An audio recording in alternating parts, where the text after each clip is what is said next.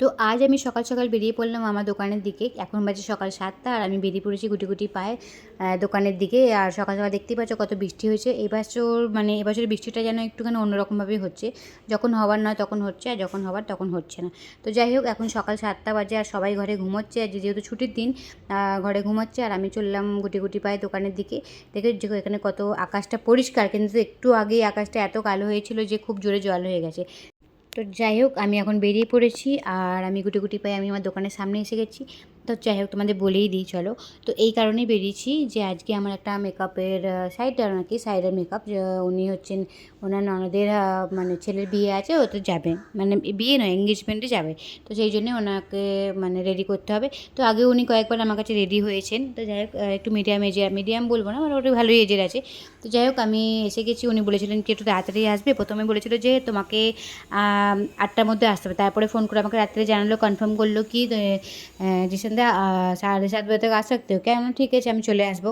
তো যাই হোক, আমি 7:10-15 মধ্যে চলে এসেছি। আর আমি ওনাকে বলেছিলাম যে আমি এসে আপনাকে ফোন করছি।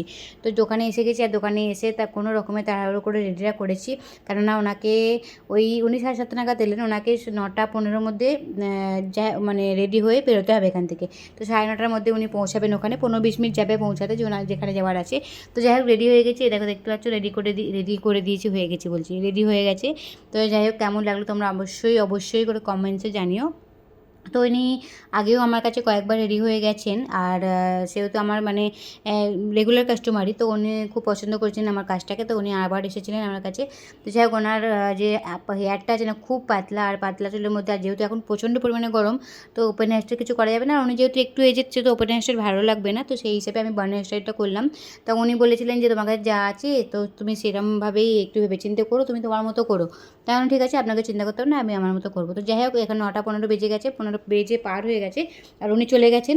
আর এদিকে আমার সব ছড়িয়ে ছিটিয়ে পড়ে আছে, দেখেছো মেকআপের সামান সব ছড়িয়ে ছিটিয়ে পড়ে আছে। মোটামুটি আমি যেইটুকুনি লাগবে সেইটুকুনি বের করেছি, বাকি তো মোটামুটি বের করিনি। তো যাই হোক, মেকআপের সব সামান ছড়িয়ে ছিটিয়ে পড়ে রয়েছে। আর এখানে আমি দেখো সুইস বিউটির না, হ্যাঁ, তো লিপস্টিকটা আমি কিনেছি, যেহেতু সেবারে আমি ব্রাইডাল মেকআপে গিয়েছিলাম, তো লিপস্টিকটা কিনেছিলাম তো ওকে রেডি করার জন্য। আরও অনেক রকমের কালার আছে, কিন্তু আমি ভাবলাম যে ও যেহেতু বলেছিল যে আমাকে একটু রেড কালারের মতো লিপস্টিক লাগিও, তো সেই জন্য আমি ভাবলাম যে একটা সুইস বিউটির লিপস্টিক নিয়ে নিই, তো সেটা ভালো কাজে দেবে। তো যাই হোক, আমি সব কিছু কাজ করে ওই সব সামান পড়েছিল সবগুলোকে এক একটা করে রেখে, আর আমি দোকানটা লক করে দিয়ে চলে এসেছি এখন ঘরে। আর ঘরে আসার সময় আমি ফোন করে বললাম যে কিছু নাস্তা নিয়ে যাবো কি? বললো যে হ্যাঁ, কিছু থাকলে নিয়ে আসো। তো আমি এখানে পুরি ভাজি আর বড়াপাও নিয়ে গেছিলাম। তো পুরি ভাজি আর বড়াপাও নিয়ে গেলাম। তো বাবু খাবে না, বাবুকে তার আগে বাবা দুধ আর বিস্কিট খাইয়ে দিয়েছিল। তো ওদিকে আমি ওর বাবা খাচ্ছি, আর ওকে ওকে বললাম তুই চানটা করে নিই, পুজোটা দিয়ে দে। তো সার্থিক সেহেতু এখন বড় হয়ে গেছে, তো মোটামুটি পুজোটা ওই দেয় বেশিরভাগ দিনকে, আমিও দিই কখনো কখনো। তো ওকে বললাম তুই পুজোটা করে নে, তারপরে তুই পড়তে বস। তো যাই হোক, হয়ে গেল সব কাজ। আর আমি গিয়ে ঘরে অর্ধেক কাজ হয়েছিল, অর্ধেক কাজ করে মানে ঘরেতে গিয়ে করলাম, রান্নাবান্না করে এসেছি।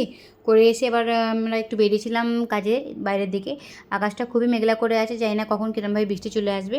তো একটু কাজ ছিল বলে যাচ্ছিলাম, কিন্তু ভাবছিলাম যে যাচ্ছি তো বটে, কিন্তু যদি জোরে বৃষ্টিটা চলে আসে তো ভিজে যাবো, ছাতা নিয়ে নিই। আর গাড়িতে যেহেতু ছাতা তো কোনো কাজের নয়, নিয়ে বেরোনো মানে ওই মানে কি বলবো, হাত বোঝাই করে বেরোতে হবে, কোনো কাজে তো লাগবেই না। তো যেতে যেতে ভাবছি যদি বৃষ্টিটা না আসে তাহলেই ভালো হয়, যদি বৃষ্টি আসে তো ফেঁসে যাবো। তো যাই হোক, কাজটা করে আসার পথে মানে আমাদের এখানেই অনেক মানে রাস্তায় সব দাঁড়িয়ে থাকে এই সময়টা, বিশেষ করে এই বৃষ্টির সময়টা। ওই যে সিট কভার, তাহলে সামনের দিকের যে হ্যান্ডেলের কভার থাকে, তো ওর বাবা বললো তাহলে লাগিয়ে নিই, সিট বারিশও এসে গেছে, আর সিট কভারটা আগে ছিঁড়ে গেছে। আর সামনে যে হ্যান্ডেলের কাছে যে কভারটা থাকে ওটাও লাগাতে হবে বারিশে। ওটা লাগালে কী হয় কি, জলগুলো ভেতরে যায় না, আর গাড়িটার জাম কম হয় না, ওটা ব্রেক জাম হয়ে যায়। এই কদিন আগে সার্ভিস করে নিয়ে আসা হয়েছে। তো যাই হোক, এখানে দাঁড়িয়েছিলাম, আর ওরা ওই কভার লাগানোর জন্যই দাঁড়িয়েছিলাম। কিন্তু ওই যে বলে না, বিজনেসের করার তো একটা টেকনিক থাকে, মানে 2 টাকার বিজনেস, যদি কাস্টমার 2 টাকার করতে আসে তাকে কীভাবে 200 টাকা করে দিতে হয় সেটা বিজনেস বেলারাই বোঝে। তো এরকম নিষ্ঠাভাবে, যাই হোক, উনি বললেন যে এরকম করো এরকম করো, ভালো লাগবে দেখতে। তো আমরা প্রথমে না করছিলাম, তারপরে ভাবলাম যে না, দেখতে তো ভালোই লাগছে, ঠিক আছে চলো। তো উনি প্রথমে আমরা ওনাকে বললাম যে অল্প করেই লাগো, বেশি করতে হবে না। তো কিছু বললো কি মিটার 2 টাকা করে মিটার, এমন কিছু একটা বলছিল, 2 টাকা না 20 টাকা না কিছু একটা বললো, হ্যাঁ 20 টাকা মিটার। তো আমি বললাম যে আগে মোটামুটি 100 টাকার মধ্যে হয়ে যাবে, এদিকে কিছুটা ওইদিকে কিছুটা লাগাবে, হয়ে যাবে। তো বাবা লাস্ট অব্দি গিয়ে দেখলাম, তো সামনের দিকে লাগিয়ে দিচ্ছে, সাইডে ওই সাইডে সব দিকে লাগিয়ে বলছে 600 টাকা দাও। 600 টাকা। আমি বললাম যে মোটামুটি ভালো 100 টাকার মধ্যে হয়ে যাবে, তো 20 টাকা মিটার বললো, তো হয়তো 2-3 মিটার যাবে তো হয়ে যাবে। কিন্তু না, লাস্ট অবধি লাগিয়ে বলছি এত মিটার অত মিটার করে 12-14 মিটার কিছু একটা বললো। তো 600 টাকা হয়েছে, দাও সব মিলিয়ে 600 টাকা। 600 টাকাও না, 700 টাকা বলছিল। আমি বললাম যে না এত হবে, আমি 600 টাকা দেবো। তো লাস্ট না করতে করতে যাই হোক বললো ঠিক আছে দাও। তো আমরা 600 টাকা দিলাম, দিয়ে এবার বেরিয়ে পড়বো। কেননা বৃষ্টিটা এমনভাবেই মানে ওয়েদারটা এমনভাবেই হয়ে আছে, বৃষ্টি কখনো বি আসতে পারে।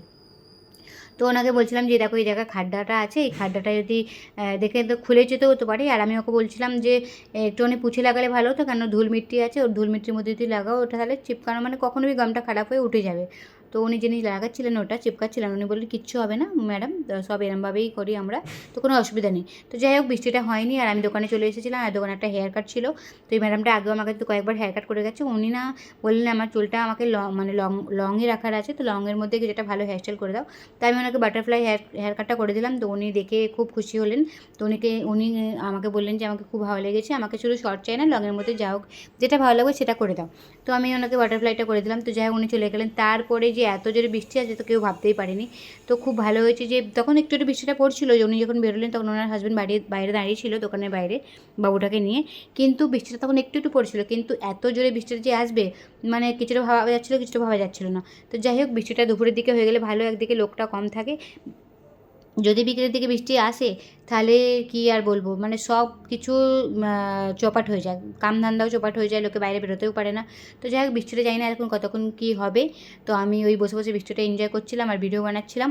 তো তোমরাও কোথায় কে কোথা থেকে ভিডিওটা দেখছো অবশ্যই করে কমেন্টসে জানিও, আর তোমাদের ওখানে বৃষ্টি হচ্ছে কিনা সেটাও আমাকে জানিও। তো বৃষ্টিটা এবারে যেন অন্যরকমভাবেই হচ্ছে, যে যখন চাই না তখন আসছে, যখন চাই তখন আসছে না, আর যখন তখন জোরে জোরে বৃষ্টি চলে আসছে। তো চলো ভিডিওটা আজকের মতো এখানেই শেষ করি, আর বসে বসে বৃষ্টিটাকে এনজয় করি। যদি ভিডিওটা তোমাদের ভালো লেগে থাকে তো অবশ্যই আমার চ্যানেলটাকে একটু সাবস্ক্রাইব করে দিও, আর এরকম ভালো ভালো ভিডিও পাওয়ার জন্য অবশ্যই চ্যানেলটাকে লাইক করো।